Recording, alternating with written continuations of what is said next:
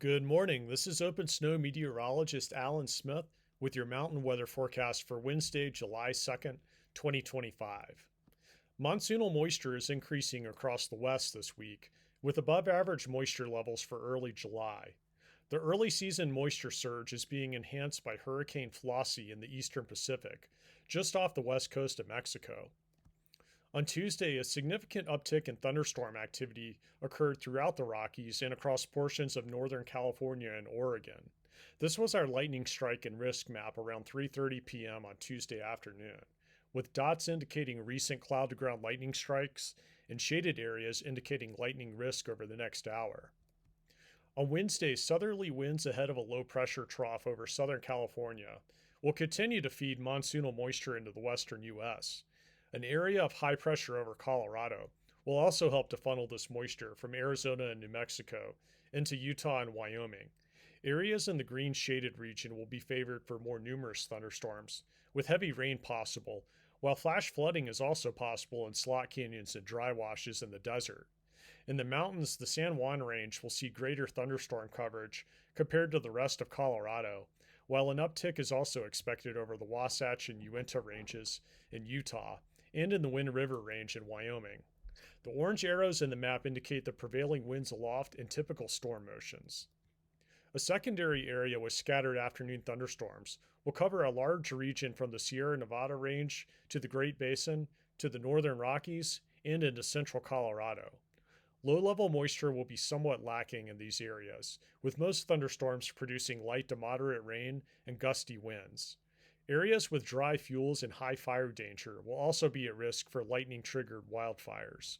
The dotted orange arrows indicate prevailing winds aloft and expected storm motions. Thursday looks like the most active day of the week for the West as a whole, as two shortwave troughs move into the Rockies and moisture levels continue to rise. Numerous thunderstorms are expected across the southwest and across the central and northern Rockies, with heavy rain possible under stronger storms. Flash flooding will remain a threat in vulnerable slot canyons and dry washes in the desert, as well as over fire burn scars. Storms are also possible before noon over the higher peaks, so make sure you start early if you have high elevation hiking or peak bagging plans. Secondary focus areas on Thursday include eastern Oregon and the Great Basin, where isolated to scattered thunderstorms will produce light to moderate rainfall. Lightning-triggered wildfires will also be a threat across this region.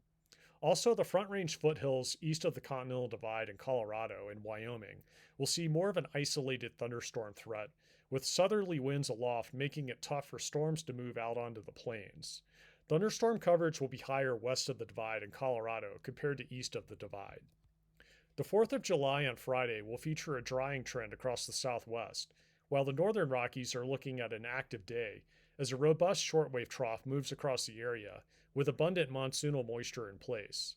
The result will be numerous thunderstorms from eastern Oregon to Idaho to Wyoming and Montana, with heavy rain possible.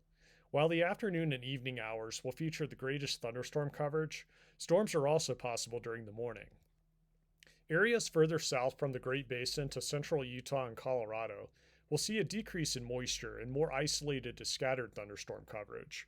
Storms will still develop over the higher mountain ranges, but coverage and intensity should be lower compared to Thursday. Much of Arizona and New Mexico will end up with a storm-free day on Thursday, but lingering moisture over southern Arizona will result in isolated to scattered thunderstorms. On Saturday, a shortwave trough will continue its journey across the northern Rockies, with the focus of thunderstorm activity expected across Montana, especially east of the Continental Divide. Heavy rain will be possible with stronger thunderstorms across this region. To the south, isolated thunderstorm activity is expected, mainly near the Continental Divide in Colorado, with drier conditions expected across western Colorado. Many areas of the west will see a break in the pattern on Sunday, but easterly low-level winds will develop east of the Continental Divide, which will transport moisture into central and eastern New Mexico, resulting in an uptick in thunderstorms. Limited moisture will also reach the eastern ranges of Colorado and Wyoming, with isolated thunderstorms possible. Thunderstorm coverage looks limited west of the Divide as a lull in the monsoon occurs. Next week, confidence is growing that a high-pressure ridge will strengthen over the western U.S., resulting in above-normal temperatures throughout the West. In other words, the heat is about to return following a break around the 4th of July, and many areas will see their hottest temperatures of the summer so far. The greatest anomalies are expected over the interior northwest, where triple-digit heat will be possible in the lower elevations. The monsoon is expected to become more suppressed to the south next week, but just how much remains a question. Over the past day or so, the European model has been trending much drier, with below normal precipitation anomalies expected across nearly the entire west and even across the southwest. However, the Canadian and American GFS models are indicating a wetter signal across the southwest next week, especially in New Mexico and eastern Arizona and in portions of Colorado, indicative of a more active monsoonal pattern. In other words, confidence in thunderstorm chances and rain potential across the southwest and Colorado are low next week, but at a minimum, typical afternoon thunderstorm chances should be expected over the higher terrain in these regions if you have outdoor plans. For more detailed information in your local area or outdoor destination, be sure to download the OpenSnow app, where you could view hourly forecasts out to 10 days for any location and elevation in the world, along with numerous high-resolution weather maps, including maps for lightning risk, hail size, current and forecast radar, wildfire smoke, and air quality. Thanks so much for watching.